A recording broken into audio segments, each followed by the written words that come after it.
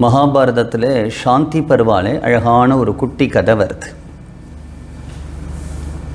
என்ன சொல்கிறது அப்படின்னா, எனக்கு தெரிந்த ஒருத்தர் நிறையா நல்ல காரியம் பண்ணுவார்.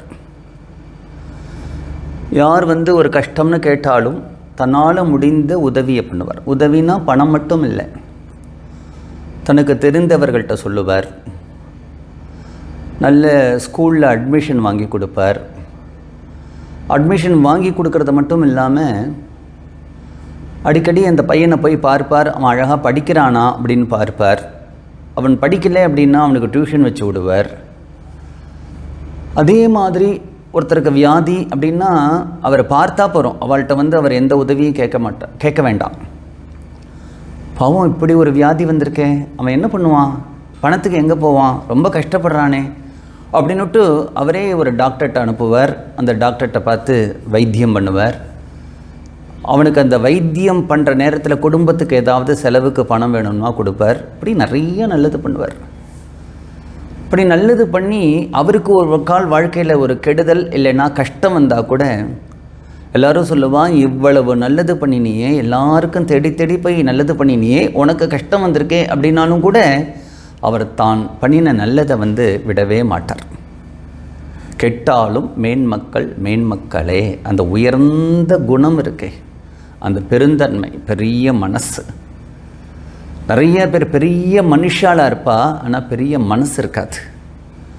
இந்த பெரிய மனசு எல்லோரும் நல்லா இருக்கணும், அந்த அல்பமாக இல்லாமல் சீப்பாக இல்லாமல் அந்த மெக்னானமிட்டி, அதெல்லாம் சில பேருக்கு தான் வரும். அப்படி அந்த ஒரு நல்ல பரிபக்குவம், நல்ல கல்வி, நல்ல அறிவு, நல்ல பெருந்தன்மை, இது மாதிரி இருக்கிறவர்கள் தான் பெரிய பதவிகள் வந்தாலும் அந்த பதவி அழகாக பரிமளிக்கும். அது மகாபாரதத்தில் ஒரு குட்டி கதை. ஒரு ரிஷி இருக்கார். அவர்கிட்ட ஒரு நாய் அடிக்கடி பக்கத்தில் இருக்குது. அவர் அந்த காட்டில் இருக்கும் பொழுது அங்கே சிங்கம் வரும், புலி வரும், யானை வரும், சரபம் வரும், சிறுத்தை வரும். எது கண்டு அவர் பயப்பட மாட்டார். இந்த காட்டில் அதெல்லாம் ஓடுறதை பார்த்துட்டு இந்த நாய் பயப்படும். ஒரு நாளைக்கு அந்த ரிஷிக்கு இந்த நாய் மேலே ரொம்ப கருணை வந்தது. பாவம், அந்த பக்கம் ஒரு சிறுத்தை வந்தால் கூட இந்த நாய் பயந்துன்னு ஓடி நமக்கு அடியில் புகுந்துக்கிறதே, இந்த நாய்க்கு ஒரு அபயம் கொடுக்கணும்னு நினச்சார். அந்த தன்னுடைய தபசக்தியினால் நாயை பார்த்து, நீ சிறுத்தையா போ அப்படின்னார். அந்த நாய் சிறுத்தையாக போயிடுது. சிறுத்தை வந்தால் அந்த நாய் இனிமேல் பயப்படுறதில்ல. சிறுத்தையை பார்த்து சிறுத்தை பயப்படுமா? அந்த சிறுத்தையோட இப்படி விளையாடிட்டு சந்தோஷமாக சிறுத்தையோட சண்டை போடும், விளையாடும், இப்படி இருந்தது. கொஞ்ச நாள் கழித்து ஒரு புலியை பார்த்தது. புலியை பார்த்த உடனே இந்த சிறுத்தை பயந்துண்டு இந்த ரிஷிகிட்ட திருப்பி வந்துடுத்து. அந்த ரிஷி பார்த்தார், புலியை பார்த்து பயப்படுறியா, நீ புலியா போ அப்படின்னார். புலியா போயிடுது. டைகர் ஆன உடனே அந்த டைகரோடையே சேர்ந்துட்டு சந்தோஷமாக இருக்கிறது, விளையாடுறது, சண்டை போடுறது, அப்படியே இருந்துன்றது. கொஞ்ச நாள் கழிச்சு திரும்பி ஓடி வந்தது. என்ன ஆச்சுன்னு பார்த்தா இப்போ சிங்கத்தை பார்த்து பயப்படுறது. அவர் பார்த்தார், சரி நீ என்ன பண்ணு, யானையா போ அப்படின்ட்டார். இந்த யானையாக போயிடுது. ஏன்னா யானையும் சிங்கமும் சமம். யானைக்கு பலம் ஜாஸ்தி, சிங்கத்துக்கு பராக்கிரமம் ஜாஸ்தி. யானை பீமன் மாதிரி, சிங்கம் அர்ஜுனன் மாதிரி, ரெண்டு ஈக்குவலாக ஃபைட் கொடுக்கும். ஆனாலும் இவர் யானையாக மாற்றின பிறகு ஒரு நாளைக்கு ஒரு சிங்கத்திட்ட பயந்துட்டு இந்த யானை ஓடி வந்தது. பார்த்தார், நீ சிங்கமாக போ அப்படின்ட்டார். இப்போ யானை சிங்கமாக போயிடுது. சிங்கமாக போன பிறகும் அது பயந்துண்டு ஒரு நாள் வந்ததுன்னா, சரபம்னு ஒரு மிருகம் இந்தியாவில் இருந்தது, இப்போ இல்லை. அதுதான் சிங்கத்துக்கு மேலே. நீ அந்த சரபமாக போ அப்படின்னு விட்டார். அது சரபமாக போயிடுது.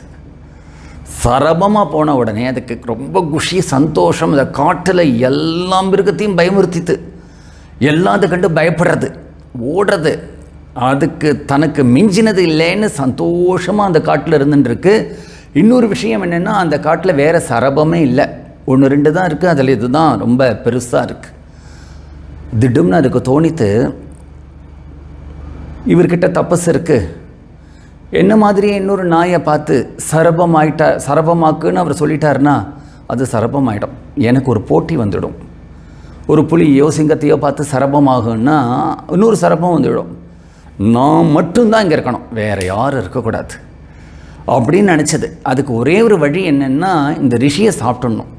இந்த ரிஷி உயிரோடு இருந்தால் தானே இன்னொருத்த புலியையோ சிறுத்தையோ யானையோ சரபமாக்குவார் அப்படின்னு அந்த எண்ணத்தோடு அவர் மேலே பாஞ்சது. நாயே அப்படின்னார். திருப்பி நாயாக பெடுத்து. ஏன் அப்படின்னா, அந்த உயர்ந்த ஒரு மிருகமானால் கூட அந்த மிருகத்துக்கான அந்த பெருந்தன்மை அதுக்கிட்ட இல்லை. அதனால தான் ஒரு உயர்ந்த பதவிகளை, உயர்ந்த ஸ்தானங்கள் வரும்போது அதுக்கான கம்பீரம், அதற்கான உயர்ந்த ஒரு பக்குவம், பரிபக்குவம், உயர்ந்த தன்மை, உயர்ந்த குணங்கள் இதெல்லாம் அலாதியாக அவன்கிட்ட இருந்தால் தான் அந்த பெரிய மனிதன் அப்படிங்கிற ஒரு விஷயம் அவன்கிட்ட பூர்ணமாக இருக்கும். அவன் அதில் பரிமளிக்கக்கூடியவனாக இருப்பான்.